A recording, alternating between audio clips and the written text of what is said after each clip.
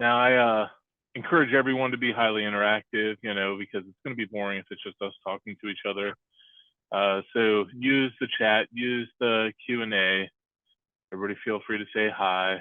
And, if you're not a name that we're super familiar with, feel free to say who you're from, in the chat also, and where you're hailing from. But yeah, Q&A, feel free to burn it up. Ask whatever questions make sense to you. This is for you to learn, so go ahead. I'm gonna run over our agenda real quick. First, gonna give you the typical spiel about who we are, and then talk about really our approach to incident response and recovery, and restoration, and what happens after restoration. Because obviously, when you restore, you're kind of in the same place you were right before the attack. And then running through this Q&A. So if you don't leave any questions, that part will be kind of boring for us. We'll just come up with questions, and then we'll run through some next steps for you.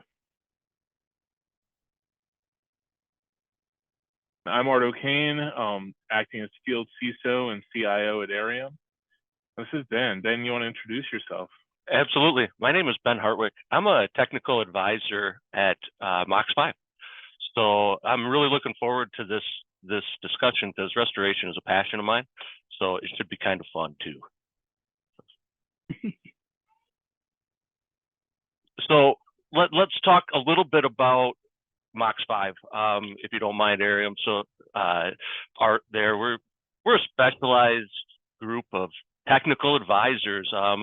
We were really founded to bring that clarity and that little bit of a voice of reason to the complexity of these cyber attacks. They're all a little bit different. Our group of technical advisors have pretty much been through it all. So we really try to be that source of truth for everybody. We're going to focus on solving the problems that are at hand. And, we want to make sure that we're meeting financial targets as well, and just going out and doing everything we can to help you all. And then our mission is to minimize the business impact of cyber attacks. We all know that it's never a good day when you wake up and your systems are encrypted or you've had some sort of an incident. But the idea is to get you back up, get you functioning really in as quickly as possible, but still working with the forensics teams to preserve that evidence, make sure that we have all of our I's dotted and T's crossed along the way. So that's what we try to accomplish on a daily basis. All right, I'll introduce you to Airiam. Airiam is a MSP, MSSP, IR company, and we're really the combination of several different companies that came together to have a wide base of offerings and products. And we have really three ambitions behind our mission. It is to offer the best IT management products and services, to build the best-in-class cybersecurity platform, and to create more value for businesses through resilience. Lately, we've been completely resilience-focused. So if you hear me here or other places drilling in on resilience, that to me is life right now. So we've been featured in a lot of different places: Fortune, Yahoo, eWeek, Wall Street Journal, and we have offices, several in the U.S., of different acquisition companies that have all come together. So we have a pretty wide presence.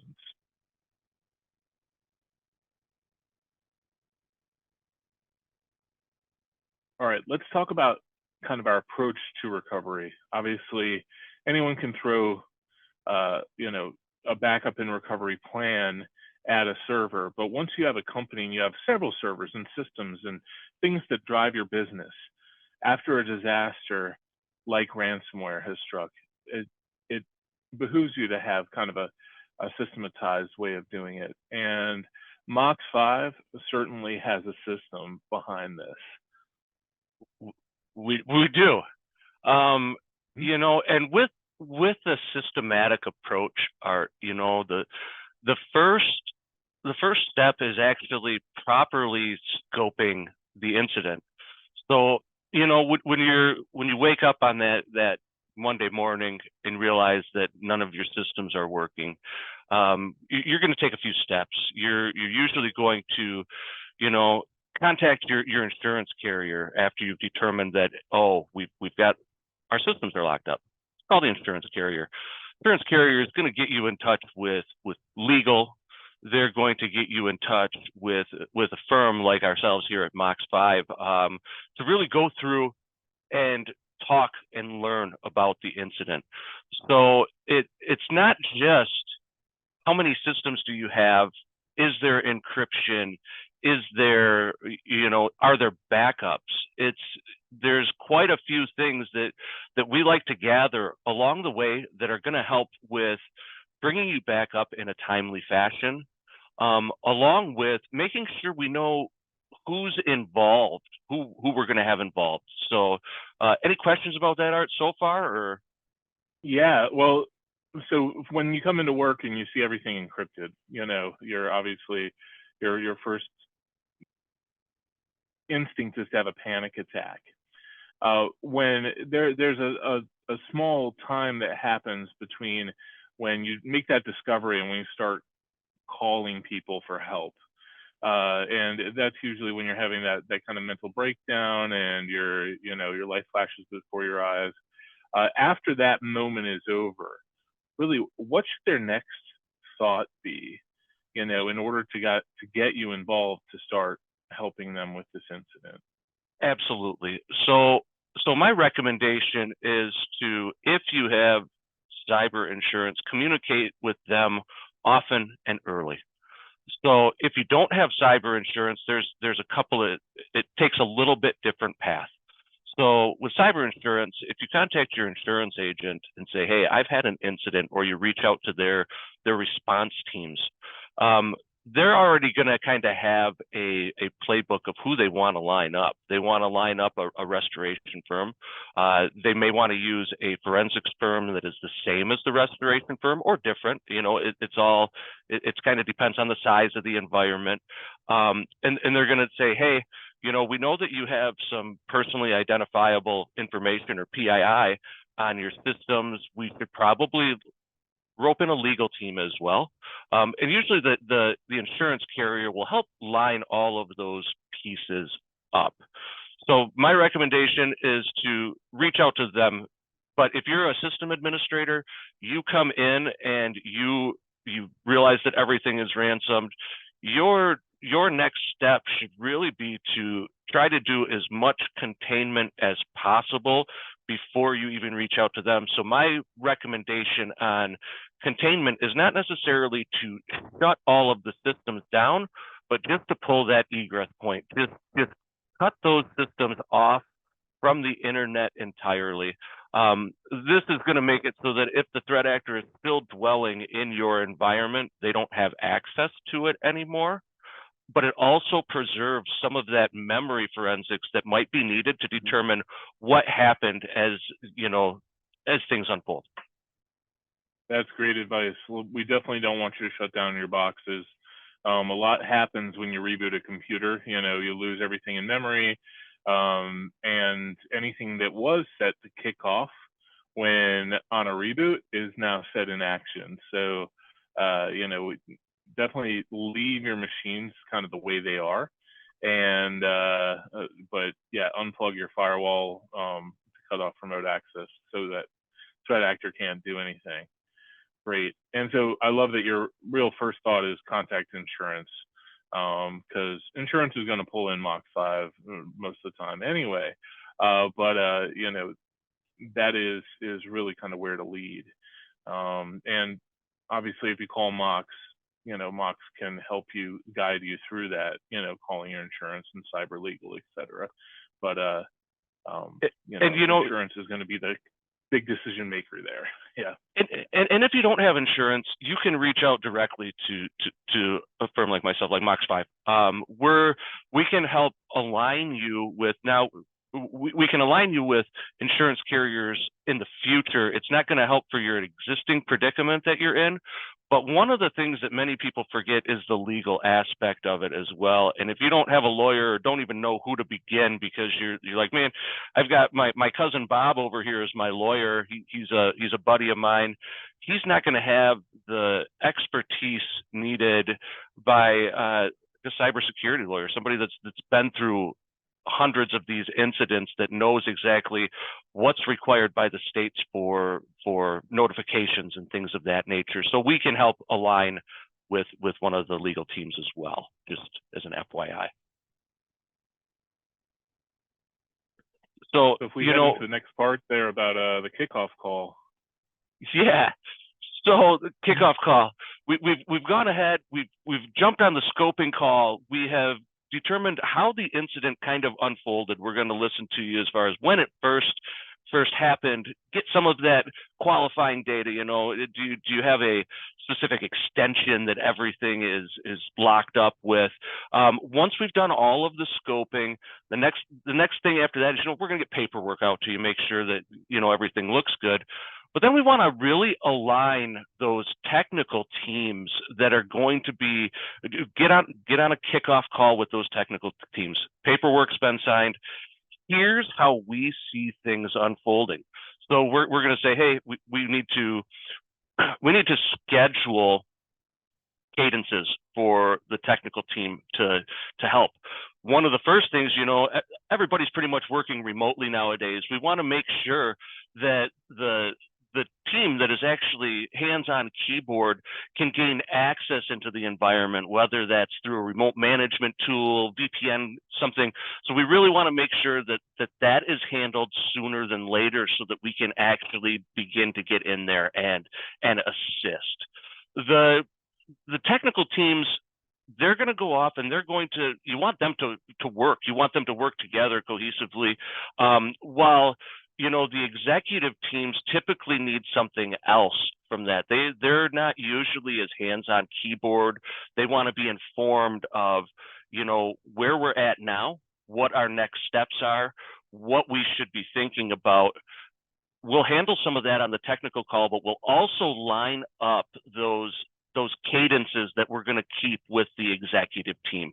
We like to do that right on the technical call as well, because once everybody is aligned, you can then start getting to work and moving fast. So usually on the technical call too, we'll ask, hey, do you have an internal incident response plan that you want to follow? Now, I've worked with, you know, really large global companies. I've worked with really small 15-person companies. And what I've found in my experience, and it may be different for you, Art, but what I've found is businesses rarely have a detailed incident response plan.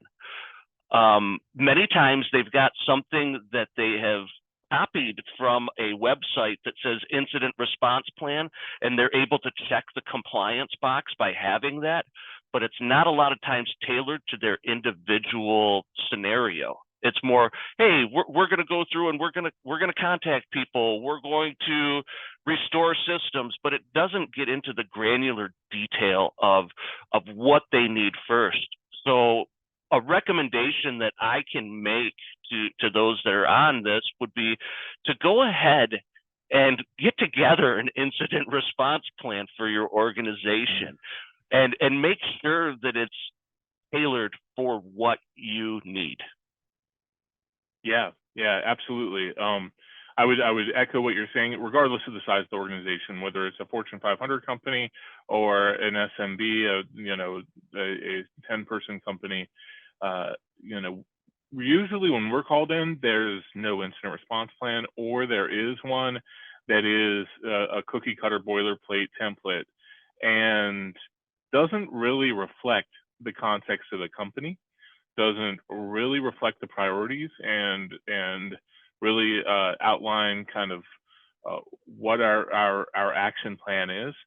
And that plan isn't even helpful. That plan's useless when faced with an actual incident. So it's important to recurse on that incident response plan. If you start with something that's boilerplate and you try to customize it to your company, that might be fine, but it's only fine for a second. You know, you need to actually do some tabletop exercises and maybe have somebody do a pen test or do some purple team exercises and try to do a mock incident against that and see how it actually holds up. And in a scenario, you can find that, hey, really, we don't have any recovery paths here, or these people that we planned on reaching out to, they're not available, or we don't have a retainer with them, or you know, we don't have the details of our insurance policy handy, or you know, we don't know who to call for cyber legal or for PR, et cetera. And so it's important to actually practice that plan. Now, if you think about, you know, anybody who in business, we're doing, you're practicing your kind of your craft all the time. If you're in sales, you're constantly selling and doing cold calling. If you're in IT, you're constantly doing sysadmin tasks or backup and recovery or user admin stuff. Now, when you're in security, you know, usually people are focused on that identification and that threat hunting and the SOC analyst portion of it, but it's rare that companies are actually doing, you know, incident response and recovery tests and actually running that so it becomes second nature. And that's really what companies need to do nowadays, because you're going to get hacked. It's just it's just a matter of when. It's your ability to be resilient and to bounce back in that. And that incident response plan is really what is making the difference there. And I know that the Verizon DBIR, the Data Breach Investigations Report for this year, and I forget the percentage, but it was a drastic improvement on recoverability when you actually have a incident response plan in place that is actually good. You know, if you have one that's contextually right for your organization, it's going to help you. It's going to reduce your recovery time. It's going to reduce your business interruption. So it seems like a piece of paper, and it may seem like a lame exercise for you to do, but it's probably one of the most valuable things that your company can do to be resilient. Well, and Art, as you said, you know, it's a piece of paper. One of the things that I recommend with that incident response plan is actually printing it out. I'm all for saving trees, don't get me wrong, but when it comes to your incident response plan, if you wake up on Monday morning and all of your systems are locked up and you had that on your file share, yeah, it's great that it's sitting on your file share. You have this awesome incident response plan, but you can't actually get to it. So, you know, as you're coming up with this stuff, you want to think of how you can even keep your planning resilient. How can you foresee some of that stuff? So, you know, even if it's I've got an asset list from 3 months ago that I printed off, and I have this in the bottom drawer along with my incident response plan. That could save your bacon just by having those things, because as you're going through and as we get to some of the next slides, you know, knowing what assets you have is huge to coming back up.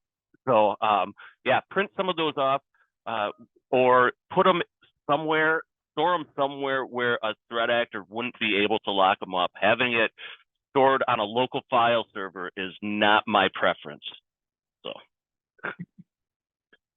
but with that, you know, after we've done with the, you know, do I have an incident response plan? Usually the answer is no to us. The next thing we want to do is, you know, especially for ransomware, is we need to determine if those backups are even viable. You look at a lot of the threat actor groups out there nowadays. Well, you know, they're in business, and I'll put that in quotes. They're in business to make money and make as much of it as possible. So what they want to do is they want to make sure you can't recover on your own.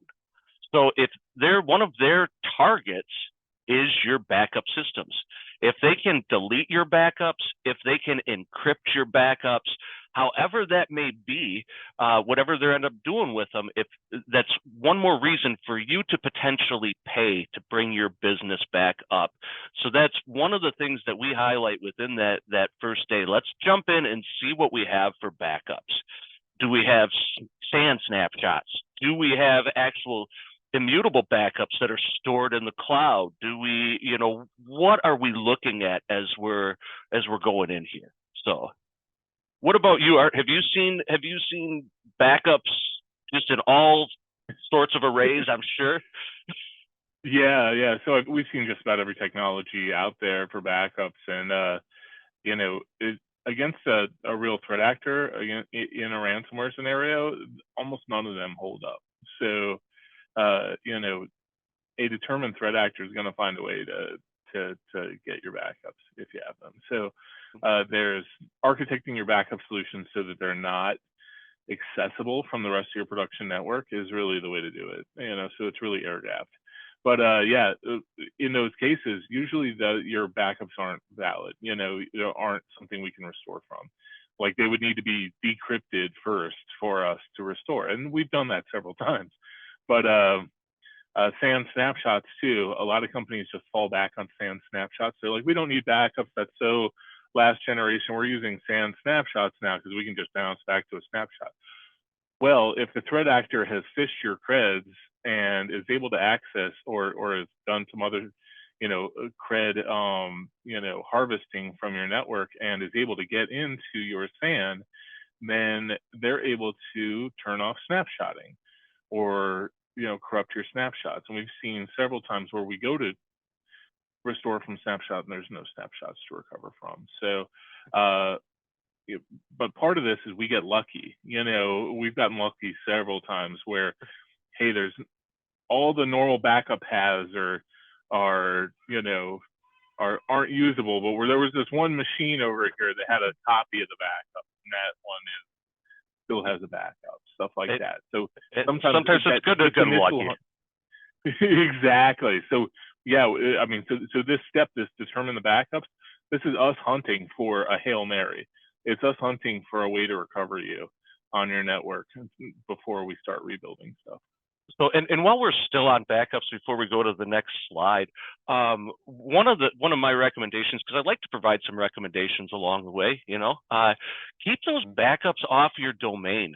When threat actors attack, they try to stick with servers and devices that are in your domain because they're easier to hit all at once. So, just don't make your backups domain joined. That's a tech tip from Ben there. So with that, we can probably jump to the next slide unless you want to talk more about that. No, go on. Yeah. All right. So, we've kind of talked about how an incident begins. Hey, this is what happens when you wake up Monday morning, to going through the scoping calls, the technical alignments, the backups. Now let's get into, I think this webinar was actually about kind of rebuilding your environment. So let's talk a little bit about, what we do for rebuilding. So these are incredibly simple steps, and we all know that restoration it's incredibly easy. And by that I mean it can be incredibly difficult. But the first thing that we're going to want to do in order to even think about creating the systematic approach of how we're going to do this is we need to know the assets that are in your environment. Do you have 2 servers? Do you have 4,000 servers?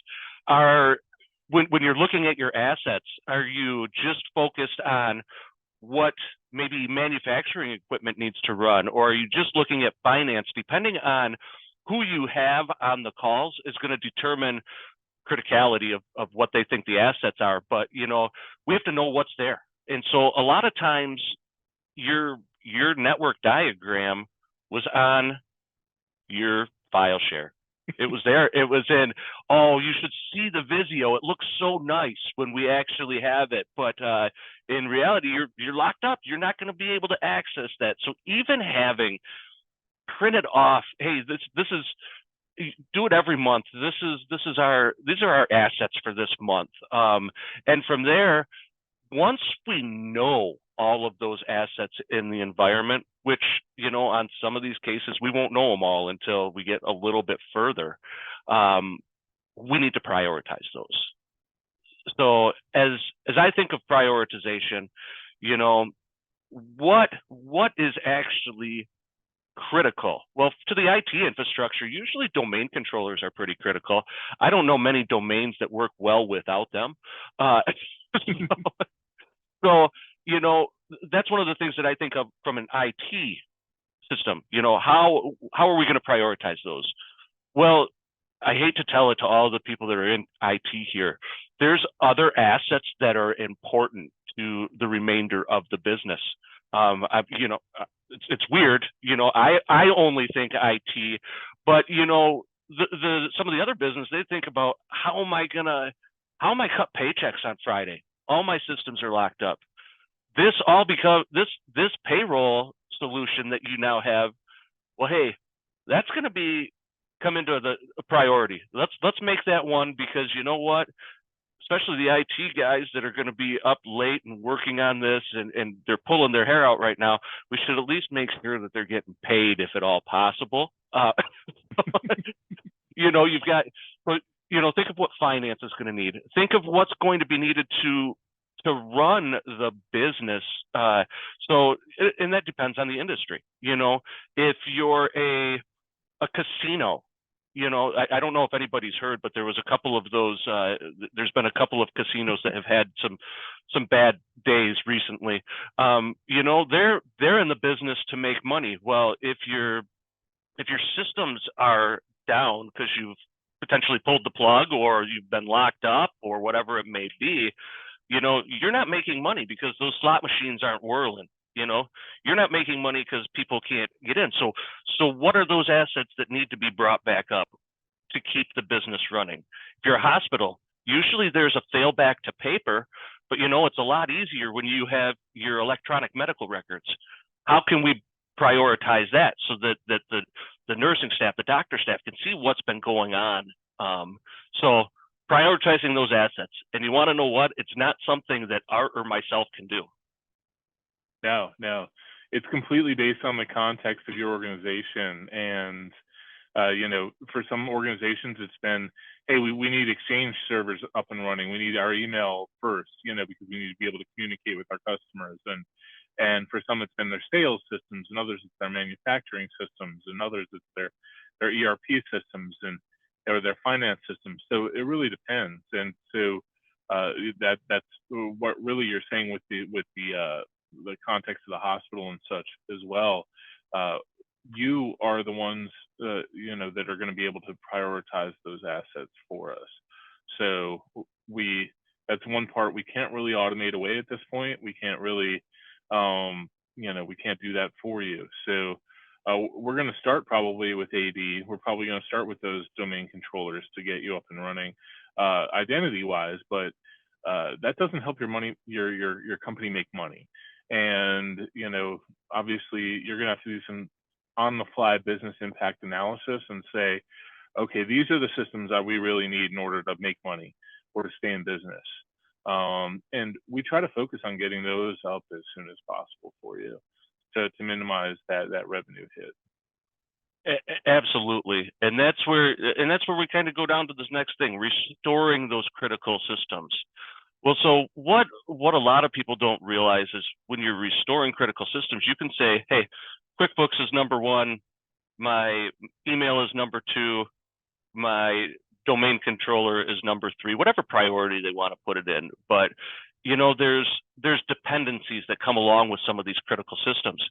So where your file server, you're storing backups of QuickBooks, or you're storing all of the data that's needed for some of these critical applications. As you're going through that prioritization, you're also going to want to focus on the dependencies that those critical systems need, and then go through and restore those in that systematic order. Because if you go, hey, QuickBooks is finally up, we've got the QuickBooks server up, and they open it up because they're trying to make payroll, and they go, well, none of my data's here. It's good to know where that data may map to, so that you can work on restoring those as well. All of a sudden, now my file server has been bumped up into my tier ones because it's a dependency for others.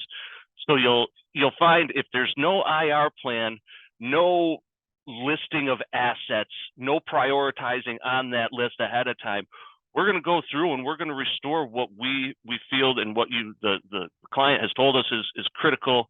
But there are going to be dependencies that we may miss or that they may miss, that all of a sudden you have to be flexible enough to bump some of those other devices up if need be to accomplish the task.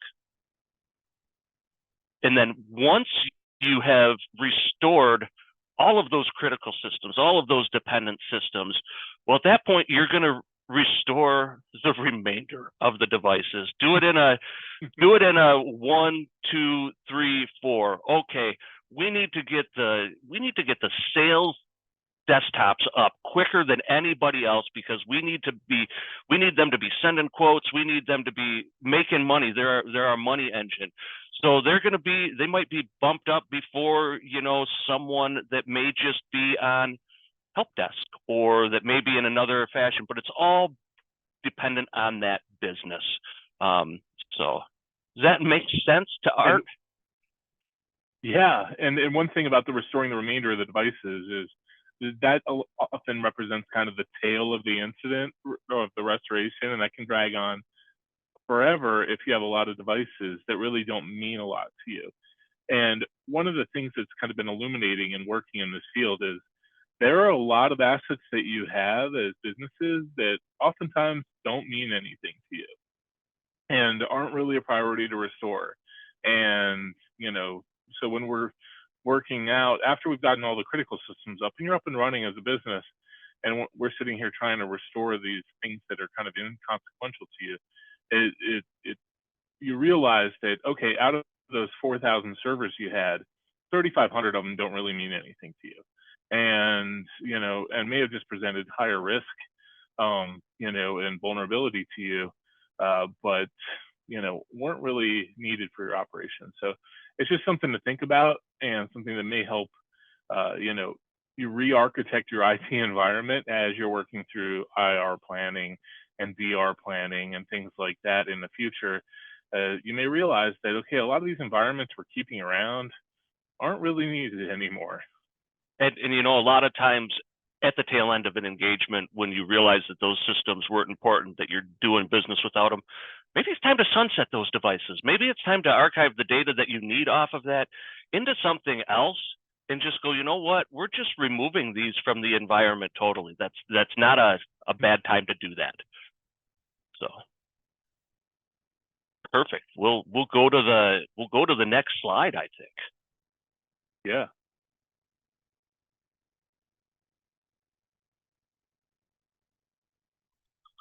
Man, I love the transition. So pretty. So, we talked a little bit about the incident response plan, getting started here.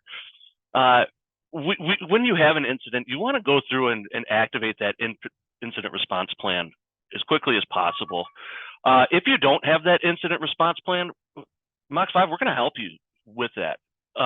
So that's because most people don't have it. We've been through this hundreds of times. We want to make sure that you're doing it in a way that's going to allow you to get up quicker than you may not have been able to without us. But we're going to help you. Hey, let's determine the specific roles for the team. You've got somebody on your team that's great with AD. Awesome. We're going to put them on the technical team. You've got somebody that maybe needs to speak to media or interact with the executives, interacting with the legal teams. We're going to make sure we know whose role is what. We're going to detail that out so that there's no confusion going forward. When you're confused on, well, I thought Bob was going to do that because he's good with that. Define it though. Put it down right at the beginning. Let's make sure as we're going through this incident, we know who's who on the team. That's step one, in my opinion. Step two is that communication aspect of it. We want to ensure that the communication times works with everybody. Do we need to have a call at 7 o'clock in the morning before business gets in, if you're an 8 to 5, and go, okay, this is what we want to accomplish technically today. These are the people that are on it. we're gonna make sure that that communication is set up before, and then maybe we want at the end of the day just a call with the exec team and the tech team where we can say, this is what we've accomplished throughout the day. In the first few days of an engagement or of an incident, you know, it's important. You're going to be jumping on calls. You're going to be jumping on a lot of calls because everybody needs to know what's happening in order to relay that out to whomever they may need to. So ensuring that communication timing is set up. Now, you'll find as that incident starts to peter off, as you've gone through and you've gotten their critical systems back up, you're probably not doing 2-a-days anymore. You're probably going to go down to a once a day for a week, and then followed by a once every other week, and then eventually they're like, "Man, I don't want to talk to you anymore, Ben." But yeah, absolutely. Well, At the beginning, everybody wants to be involved. It's like you know, all the stakeholders for the business are involved. You have the whole C-suite on the calls. Everyone's trying to. But once you have their core systems up, you know, in those first couple days or in that first week, usually those people leave the call, and that's when you really know that yeah, you're starting to make progress as you don't have their attention anymore. Absolutely. In our engagements too, you know, some people talk war rooms. Some people just have standing calls. You know, for me, it really depends on what the customer or the client needs for the engagement. You know, some are like, we want to be able to get a hold of you 24/7 the first 48 72 hours. Let's spin up a war room and have everybody join in, and this is going to be the one spot where everybody can ask questions real time. And if it's, hey, we need to jump on a call, where that room is always open for anybody. Or is it just a standing cadence? You know, is it just the 2-a-days? Is it a, hey, we want one at 7 o'clock. We'd also like one at noon. We'd also like one at 3. I find that at the beginning of the incident, you're going to have a little bit more standing, just communication. Once you get into it, people need to stop talking about working and actually go to work and fix the things. I find that there's a point where you eventually you slim down some of all of the communication because you really want to just get things done. Absolutely. I find that, you know, the more people are asking for updates, and I understand everybody wants to know where they are, everybody, you know, and you know, the more our techs are being pulled into communicating, the less work they're doing. Obviously, they're talking to you instead of getting the work done. So that's really where a project manager and where, you know, MOXFIVE are kind of bridging the gap there and kind of actually creating creating a shield for the techs to actually get the work done. Well, and so what's nice when we work with folks, you know, we know what the plan is. So when we're working through that plan, I know that it's going to fall on me to keep everybody updated. I'm that guy that I'm gonna have to know every aspect of the incident so that I can answer all the calls going or answer all the questions going forward. And it really puts us in a great position as we work with our partners closely and as we're updating our you know, the executive teams, the technical teams. You know, I look at it like I'm the person that I want the execs to call. I want them to text me. I want them to I want to be that throat that they can grab hold of if they need to. And that's really what I try to align as, so that they always have a place to go and don't have to feel like they don't know what's happening. So, and you know, technical calls, there's going to be technical calls. There's going to be a lot of technical calls. The way I look at the technical calls a lot of times is the technicians at the client site, the technicians that are hands-on keyboard helping restore from our teams. You know, you need to align those because they're going to have the clients are going to have some knowledge of their environment that you don't. They may remember passwords in their heads that you don't have, that you may need as you're bringing things back up. having the hands-on keyboard, your techs working with the techs that are on the client side, it's just really important. Just have those technical calls and keep them rolling throughout the whole engagement. Even as it starts winding down, you still need to have those technical calls to get rid of the stragglers. Finish up. Okay, well, can we help you sunset some of these devices? What can we do next to get you through so that we can actually finally finish this engagement? So, and then the executive overview calls. These are some of my favorite calls to be on, actually. The reason being is when you're on these calls, you get to see a transformation. At the beginning of the incident, people are confused. People are on fire. Their hair is on fire. They're like, what all is going on? As you get through this, as you're updating them, trying to determine what they want to hear, what they need to hear, and setting that expectation on the exec calls right away. Okay, what are your primary concerns? CEO, CIO, where can we help you to make it so that you can sleep at night as well? And in delivering those, and I like to deliver it in the same every time, if at all possible, as far as the information. So we use the MOXFIVE platform where we'll go through and we'll basically say, hey, this is how many systems we've chewed through today, whether it's through decryption, whether it's through restoration, whether it is. These are the applications that you've got up and running. These are the pitfalls that we're running into. Because you know what? The exec team needs to hear about those pitfalls as well. As we're working with the tech teams, the exec teams need to really sometimes help drive some of those technicians as well that may be on the client side. If we're not getting, if it's taken us 3 days to get remote access into the environment, and the exec is saying, why aren't we restored yet? You go, we still haven't been able to get into your systems, even though we've been talking. They can kind of light a fire if needed. So they can be a proponent of restoration as well.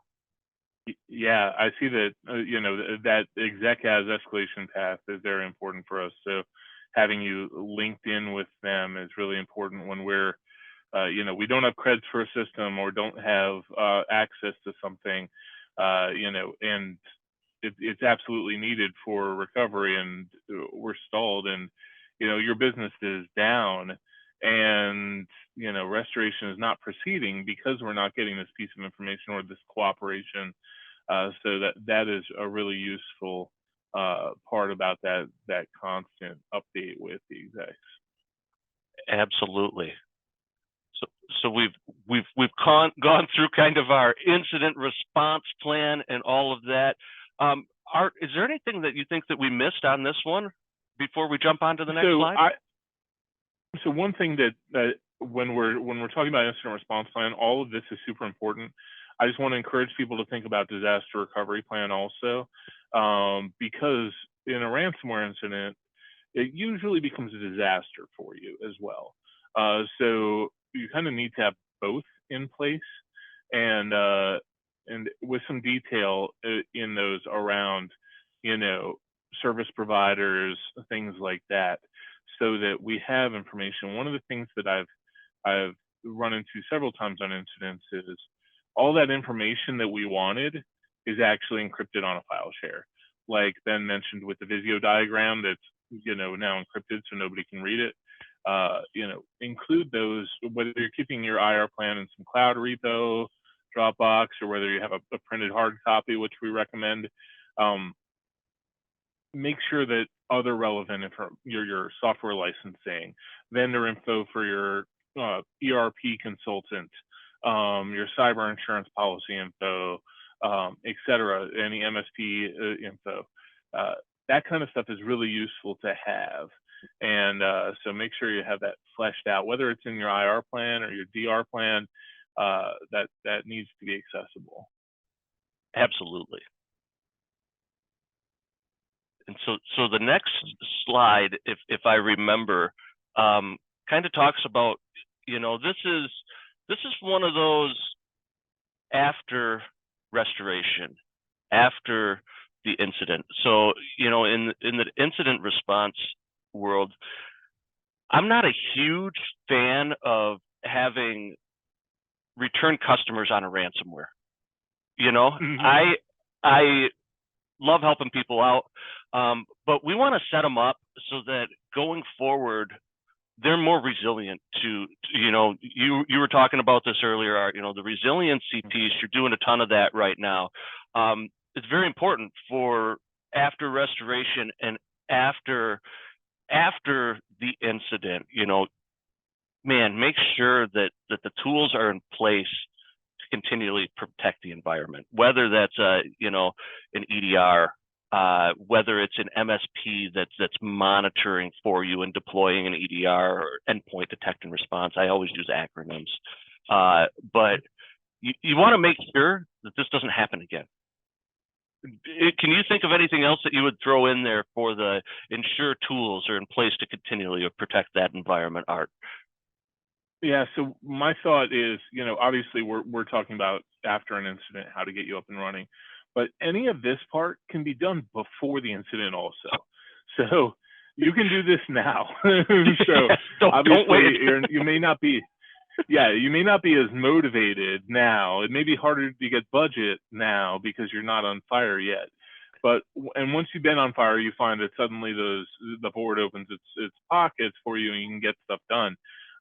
But really now's the time to do these things. And, if you can get EDR in place and move everything to multi-factor authentication so that, email, all your cloud apps, all your administrative access, all remote access to your environment is protected by multi-factor authentication. 99% of you are not there. And that's just, we're the just fact getting ready until one of these. Just getting ready to implement it next week. Exactly. That's always the story. Well, it was on our roadmap, that kind of thing. Getting those kind of projects done before it actually becomes a problem, because that MFA could have been what keeps the attacker from getting access to your environment. That EDR could have been the thing that blocked you and protected you from, the encryption tool, or the attacker running around your environment. So these kind of things, these tools, getting them in place now actually makes more sense. But after an incident, we don't want to walk away and just leave you the way you were, because the way you were was easy to breach. That we want to make sure that after an incident, there's the right stuff to keep it just from happening again. And, tools that will aid in resilience also, tools that will, whether it's an air-gapped backup solution, an immutable backup solution, things like that, to give you other restore paths are important thoughts. Yeah, and in the end user training, we'll go end user training. To me, it's not a once a year check the box thing. There's some compliances that require you to do end user training. Great, you're going to watch this 15-minute video. You're going to try to click through it as fast as you can because you've got a billion other things to do. You're going to check the box that I understand, and boom, you are now compliant. Well, the end user training I think of is ongoing end user training, and it's not it shouldn't be used as a tool to fire. Oh man, so Bob, who we've been speaking about all this whole time, he's failed every phishing attempt that's come in. It's not, hey, Bob needs to be fired. It's Bob needs some help identifying what he should or shouldn't be clicking on. And if that's a sit down, if that's additional training, I like to use that as a gauge for how people are thinking within the organization. So always recommend. I'm a big, huge fan of end user training. And then, and it may alert you to other controls you may need too. If your whole user base is constantly falling for the same kind of phishing attack, for instance, maybe you need to think about layering in other controls to prevent that from happening. Obviously, you can't prevent everything. You end up having to layer tools in in order to cover specific threats. But that end user training and things like that, fish testing, will kind of open your eyes to, what kind of systematic problems you have or systemic problems you have in your organization that, if everyone in the org is horrible, regardless of how much training you give them at recognizing an attack, then maybe it's time to stop external email from happening, that kind of thing. Exactly. And then we talk about the lessons learned after you've been restored. What did we learn? Well, we learned that our backups were trash. We learned that our incident response plan wasn't good, and if it was good, it wasn't accessible. We learned that our disaster recovery, take all of these, put them on the table, just slap it down. You have to tell people, where they've fallen down so that they can get better. People don't get better by just sweeping things under the rug. You have to have those hard conversations sometimes and say, this is the lesson that's been learned. You didn't have coverage on this subset of devices because it was too difficult to handle. We couldn't install EDR there, or we couldn't install McAfee there, or whatever antivirus program they were using. And you know what? That's an attack vector. Oh, we don't keep these systems updated because there are dev systems. It doesn't really matter. You know what? It does matter because they were joined to the domain, and that's how they were able to pop you. Oh, we don't have time to update external vulnerabilities. Our Exchange server may not have been patched since 2013, because it's just the Exchange server, but that's a huge attack vector. So putting all of that stuff out on the table and saying, this is where you fell down, along with this is what you did well. Because there are things that you'll find some shining stars in an incident that you want to call out as well and say, you know what? Mm-hmm. Your tech team worked their tail off to bring the business back up, and they did what was right during the resilience. During the restoration, they worked with the team. They were able to provide information in a timely manner. People need to know that too. So, yeah, and I think that on resiliency, which is kind of the last piece there, resiliency is really your ability to withstand an attack and to bend and bounce back from an attack. So when after your lessons learned, you may want to think about what we can do to make this less of a problem next time. Just assume you're going to get nailed again. Assume, may not be a ransomware, it may be a business email compromise or something else. But given what you know and given the lesson learned that you have, what do you have to do to make the impact to your business lower when it happens again? Just assume it's going to happen again. Don't go pie in the sky now. Assume it's going to happen again. What can you do to make yourself and your company more resilient for that? It may be new backups. It may be segmenting the network and making some separating finance from production and things like that, so different business units are less affected. There's a lot of different strategies around it, but now's the time to consider what improvements you can make and what adaptations you can make to your business to improve your outcomes next time. Perfect. And I know we're running up against the clock. I didn't expect to talk this much, Art. Yeah. Probably open it up for some questions. Exactly. We do have some questions. So anybody else who has some questions, feel free to throw them in here. The first one, actually, both of them are great. I can't wait to answer both the ones that are in here. But everybody else, throw them in now. The first one is, okay, what's a good starting point for incident response plans for noobs? Is finding a template online a bad or a good idea? So whether you're noob or not, if you're at a company and you're starting your first incident response plan there, even if you've written 1,000 before, usually you're going to start from a template. Usually you're going to start from somewhere. And so finding a template online is not a bad idea. ChatGPT can even be useful, because it's read all these, incident response plans. So, you can give it some details. Hey, I'm in healthcare. I need an incident response plan. and it can give you out an answer. But don't leave it there is what we're saying. That your incident response plan needs to evolve to your organization. So after you take your boilerplate and you fill it in, you need to actually practice it. Hold it against incidents. Hold it against a business email compromise. What happens if my email account gets taken over and they have access to all my email? Let's say I don't know about it. What's the impact to the business there? And then once it's discovered a week later, how do we respond to that? What's our incident response plan? Ransomware, other attacks, whether it's a banking Trojan or something like that. So think about different kinds of incidents and hold it against that boilerplate plan, and then modify the plan. And one thing also is it shouldn't just be owned in IT.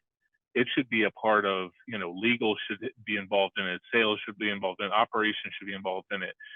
It's something that should be company-wide. IT holding it means nothing when it comes to actually, running an incident, because the incident is going to be around business priorities, not around IT priorities. Anything to add on that one, Ben? So, I think you pretty much hit the nail on the head as far as, start with a template. But even if you're one of those that like, I have no idea, even if I got a template, what I'm reading, reach out to MOXFIVE, reach out to Airiam. Let us, help guide you in some of that as well. So. Absolutely. And one of the next question here is, forgive me if it was addressed already, but how do you handle recovery efforts when a client has already been at it for several days and maybe not following best practices? So usually when we get a call, this is the case. Like usually when MOXFIVE is pulling us in, it's because internal IT has already been trying to solve this problem for 3 days. They called insurance because they said, okay, we can't do this. We need insurance to help. And then insurance is calling, MOXFIVE is calling us. So usually when we're getting engaged, internal IT has already been bashing their head against it and has already not been following best practices. I think so that's kind of the most common scenario, in which case we just kind of try to cooperate with them and lead and say, okay, in our experience, this is kind of the best way to do it. Let's prioritize our systems, get our asset inventory, prioritize our systems, track our progress in the tracker, and get going. Well, and one of the oh yeah, go on, Ben. I was going to say the other thing that we need to do is find out what they've done so far as well, and yes, that can be handled on the technical or the scoping call, because if they've already gone in and our first step was just to delete everything. Well, we know that we're not going to be grabbing collections from those systems for forensics, because that ship has sailed. So it's good to know where they're at in their possibly misguided progress as well. Absolutely. The only thing I would add to that is sometimes when we do get engaged, the internal IT team wants to continue not following best practices and not cooperate. That is when it becomes an obstacle, and we're trying our best to kind of come up with a mutual plan together with that IT team and get some kind of collaboration going on, because they have in their mind that they're going this route and not wanting to work together. So that's when it can be trickier. But usually, if they have kind of gone down the rabbit hole in the wrong direction, we can at least kind of find out where they've been, like Ben mentioned, and figure out what they've done, and then redirect the ship from there. All right. Well, thank you everyone who attended. This is going to be sent out.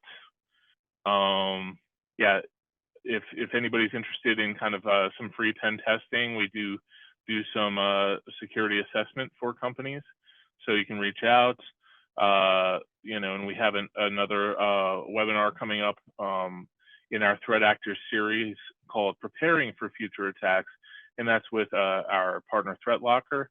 I want to really thank MOXFIVE for lending us Ben so that we could do this. And if you have an incident, feel free to reach out to MOXFIVE.